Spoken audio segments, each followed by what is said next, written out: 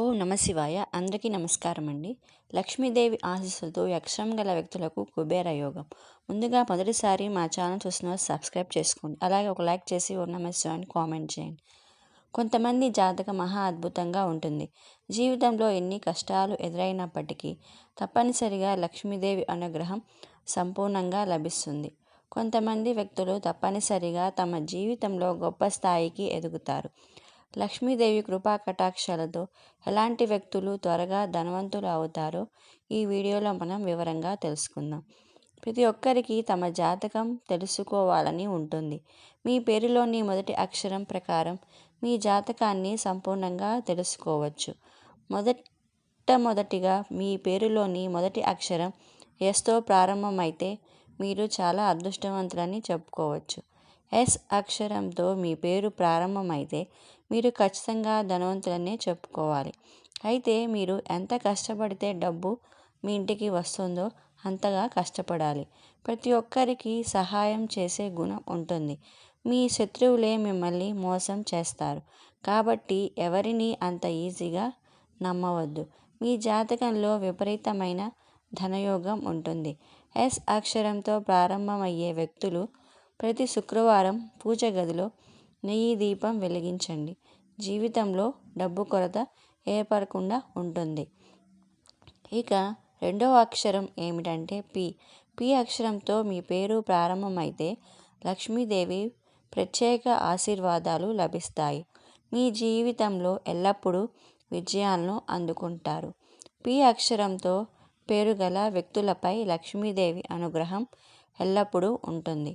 మీ జీవితం అంతా ఆనందంగా ఉంటుంది.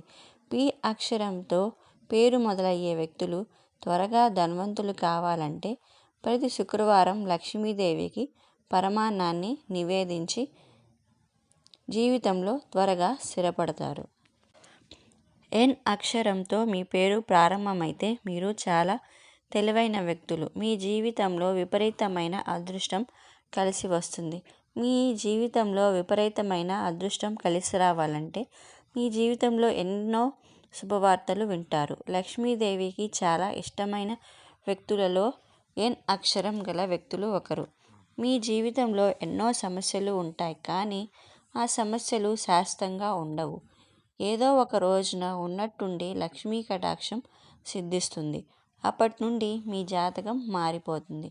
కాబట్టి ఎన్ అక్షరంతో పేరు ప్రారంభమయ్యే వ్యక్తులు ఎల్లప్పుడూ లక్ష్మీదేవిని పూజించడం జీవితంలో త్వరగా సెటిల్ అవుతారు. ఇక ఆర్ అక్షరం మీ పేరు ప్రారంభమైతే మీ జాతకంలో లక్ష్మీ కటాక్షం సంపూర్ణంగా ఉంటుంది. మీ జీవితంలో త్వరగా ధనవంతులు అవుతారు. కాదన్నా సరే మీ ఇంట్లో డబ్బు చేరుతుంది. అయితే లక్ష్మీదేవి మాత్రం క్రమం తప్పకుండా పూజించాలి.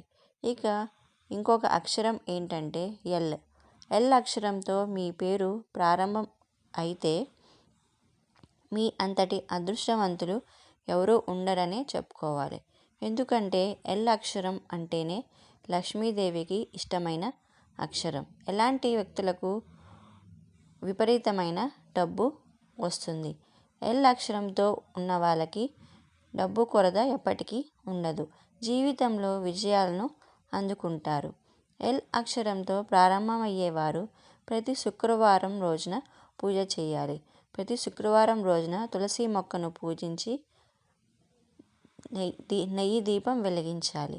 తులసి మొక్కను పూజించడం ద్వారా తప్పనిసరిగా లక్ష్మీ కటాక్షం సిద్ధిస్తుంది.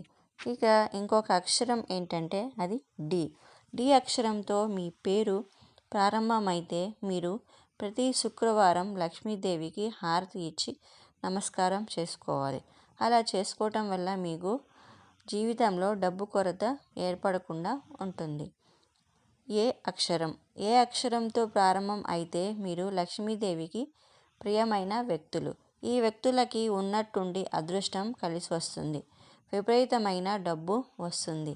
ఏ అక్షరంతో మొదలయ్యే వ్యక్తులు లక్ష్మీదేవిని పూజించి ప్రతి శుక్రవారం రోజున లక్ష్మీదేవిని పూజించి శ్రీ సూక్తం చదవండి. దానివల్ల సంపద పెరుగుతుంది. ఇక ఇంకొక అక్షరం ఏంటంటే ఆ అక్షరం జి. జీ అక్షరంతో ప్రారంభమైన వ్యక్తులు తమ జీవితంలో ఉన్నత స్థాయికి ఎదుగుతారు. జీ అక్షరంతో ప్రారంభమైన వ్యక్తులు కూడా లక్ష్మీ అనుగ్రహం పొందేవాళ్ళే.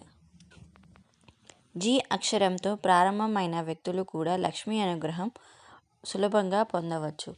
లక్ష్మీదేవిని నిత్యం పూజించటం వల్ల లక్ష్మీ అనుగ్రహం అనేది జీ అక్షరం వాళ్ళకి ఉంటుంది. జీవితంలో డబ్బు సమస్యలు ఏర్పడకుండా ఉంటాయి. కానీ కొన్నాళ్ళ నుండి ఆరోగ్య సమస్యలతో బాధపడుతూ ఉంటారు. శుక్రవారం కూడా నిత్యం లక్ష్మీదేవిని ఆరాధించడం వల్ల ఆరోగ్య సమస్యలు తగ్గిపోయి ఐశ్వర్యం కూడా పెరుగుతుంది. ప్రతి ఒక్కరి జీవితంలో లక్ష్మీ కటాక్షం ఉంటుంది. మనం చేసే మంచి పనుల వల్ల లక్ష్మీ కటాక్షం రెట్టింపు అవుతుంది. ప్రతి శుక్రవారం లక్ష్మీదేవిని ప్రత్యేకించి పూజించాలి. అలాంటి వారికి ఎలాంటి డబ్బు కొరత ఉండకుండా ఉంటుంది. కష్టాలు లేకుండా లక్ష్మీదేవి ఆశీర్వాదాన్ని పొందవచ్చు.